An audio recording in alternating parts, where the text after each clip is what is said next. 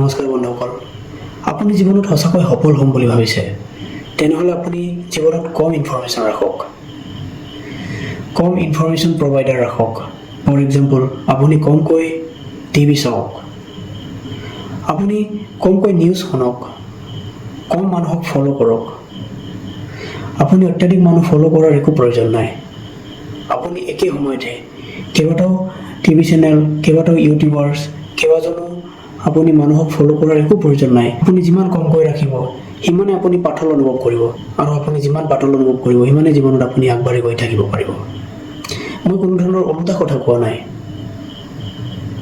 আপুনি সঁচাকৈ জীৱনত এটা ভাল কৰিম বুলি ভাবিছে তেনেহ'লে আপুনি আপোনাৰ আন্তৰিক শক্তিক জাগ্ৰত কৰিবই লাগিব।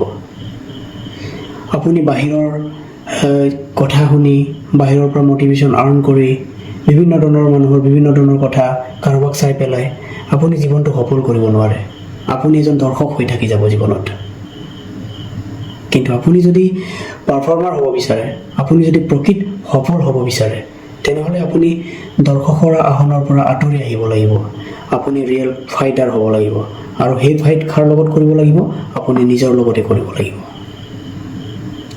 মানুহে কেতিয়াও উচ্চতম শিখৰত প্ৰৱেশ কৰিব নোৱাৰে। আপুনি যিমানেই উচ্চ পদস্থ বিষয়াত বা আপুনি যিমান এটা ভাল পজিশ্যনত ভাল ইনকাম কৰক, সেইটো আপোনাৰ কাৰণে কেতিয়াও নোজোৰে। আপুনি অত্যাধিক বিচাৰে। আপোনাৰ সফলতাৰ শীৰ্ষতম বিন্দু আপুনি এতিয়াও গৈ পোৱাগৈ নাই। এইটো বেলেগ বেলেগ চিটুৱেশ্যনত বেলেগ বেলেগ সংগ্ৰাম হয়। ফৰ এক্সাম্পল, দুখীয়া মানুহৰ কাৰণে বেলেগ সংগ্ৰাম, ধনী মানুহৰ কাৰণে বেলেগ সংগ্ৰাম। চ' আপুনি যিটো লেভেলতে সংগ্ৰাম নকৰক, আপুনি কিন্তু সফলতাৰ শীৰ্ষতম বিন্দুত কেতিয়াও উপনীত হ'ব নোৱাৰিব। কিন্তু আপুনি যেতিয়া জীৱনক ভালদৰে যেতিয়া বুজিবলৈ আৰম্ভ কৰিব, যেতিয়া প্ৰকৃত সত্য কথাবোৰ অনুভৱ কৰিবলৈ আৰম্ভ কৰিব, তেতিয়া আপুনি প্ৰকৃত সফলতা কি সেইটো বুজিবলৈ আৰম্ভ কৰিব। আৰু সেইটো কেতিয়া সম্ভৱ হ'ব? আপুনি যেতিয়া অকলশৰে নিৰলে আপোনাৰ প্ৰকৃত আন্তৰিক শক্তিক জাগ্ৰত কৰি আপুনি নিজস্ব মানসিকতাৰে কোনো বস্তু বিশ্লেষণ কৰি আগবাঢ়ি গৈ থাকিব, তেতিয়া সেইবোৰ সম্ভৱ হ'ব।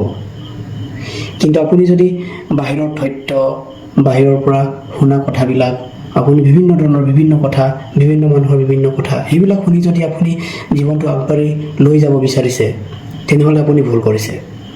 এই পৃথিৱীত যেনেকৈ ফিংগাৰ প্ৰিণ্ট কাৰোৰে ছেম নহয়, ঠিক তেনেকৈ মানুহৰ বেলেগ বেলেগ, কাৰো মানুহৰ পইণ্ট অফ ভিউ ছেম নহয়।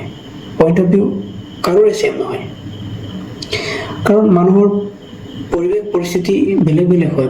প্ৰত্যেক মানুহৰ পৰিৱেশ পৰিস্থিতি বেলেগ বেলেগ হয়। মই যিটো লেভেলত আৰু মই যিটো পৰিস্থিতিৰ পৰা আপোনাক সেই কথাবিলাক কৈ আছোঁ,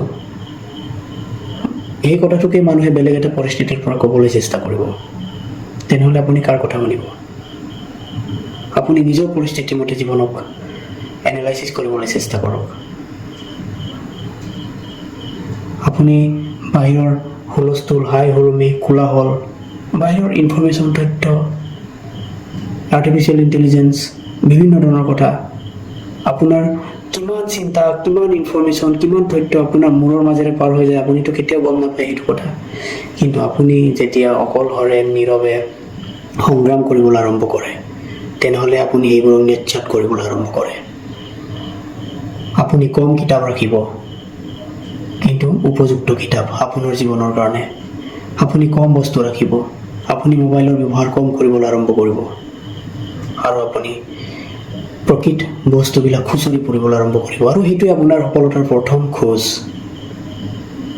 আপুনি যদি তেনে কৰিবলৈ আৰম্ভ কৰে তেনেহ'লে আপুনি আপোনাৰ জ্ঞান আৰু আত্মাক সমৃদ্ধি কৰা নহয়, আপুনি আপোনাৰ জীৱনত প্ৰকৃত ৰাস্তা বিচাৰি গৈ আছে। আপুনি আপোনাৰ জীৱনৰ প্ৰকৃত ৰাস্তা কাটিবলৈ চেষ্টা কৰিছে, আৰু আপুনি বিচাৰি পাব, আৰু আপুনি সফল হ'ব। আপুনি জীৱনৰ সফলতাৰ কাৰণে, আপুনি জীৱনত প্ৰকৃত সুখৰ সন্ধানৰ কাৰণে, আপুনি এটা ছেটিছফাইড জীৱন লাভ কৰিবৰ কাৰণে আপোনাক বহুত বেছি জ্ঞানৰ প্ৰয়োজন নহয়। আপুনি খুব কম জ্ঞান লৈ পেলাই আপুনি জীৱনক সমৃদ্ধ কৰিব পাৰে।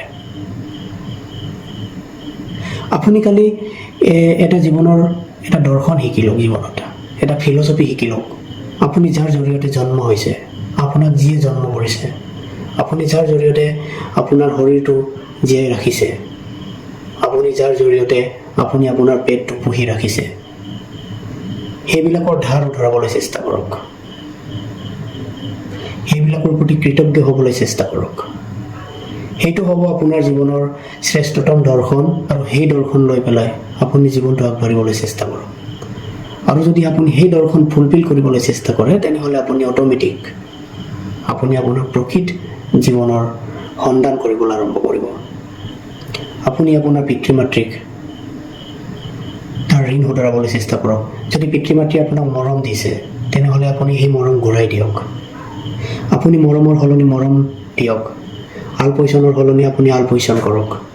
আপুনি যদি প্ৰকৃতিৰ পৰা লৈছে, আপুনি যদি প্ৰকৃতিয়ে আপোনাক জীয়াই ৰাখিছে, বতাহ পানী বিভিন্ন ধৰণৰ, তেনেহ'লে আপুনি প্ৰকৃতিক বচাবলৈ চেষ্টা কৰক। প্ৰকৃতিক সংৰক্ষণ কৰিবলৈ চেষ্টা কৰক। প্ৰকৃতিৰ প্ৰতি কৃতজ্ঞ হ'বলৈ চেষ্টা কৰক। আপুনি যদি কাম কৰি টকা ইনকাম কৰিছে, আপুনি যদি কাম কৰি আপোনাৰ আৰ্থিক স্বাৱলম্বিতাৰ পথ সুগম কৰিছে, তেনেহ'লে আপুনি সেই কামৰ প্ৰতি সমৰ্পণ কৰিবলৈ শিকক। সেই কামক সমৰ্পণ কৰক। বন্ধুসকল, আপুনি যদি সেই সকলোবোৰ কৰিবলৈ চেষ্টা কৰে, তেনেহ'লে আপোনাক বা আপুনি আপোনাৰ জ্ঞান অট'মেটিকেলি স্বতঃস্ফূৰ্তভাৱে আপুনি গেইন কৰিবলৈ আৰম্ভ কৰিব। আৰু আপুনি আপোনাৰ সফলতাৰ বাট নিজে কাটিব পাৰিব।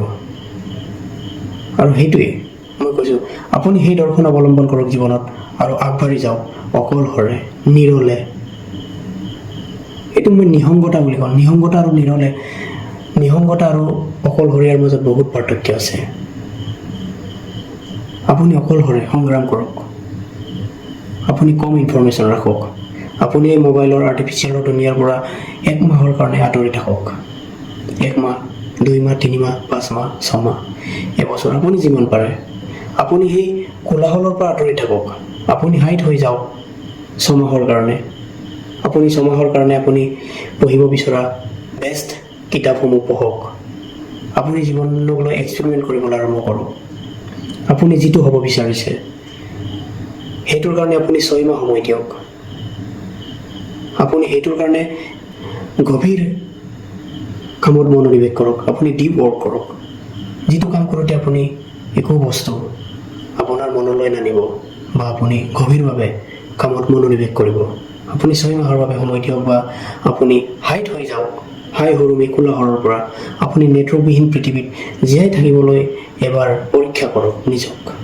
আপোনাৰ জীৱনটো সুখময় হওক, মংগলময় হওক।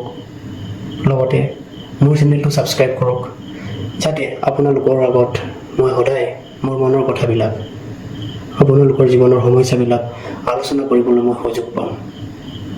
ধন্যবাদ।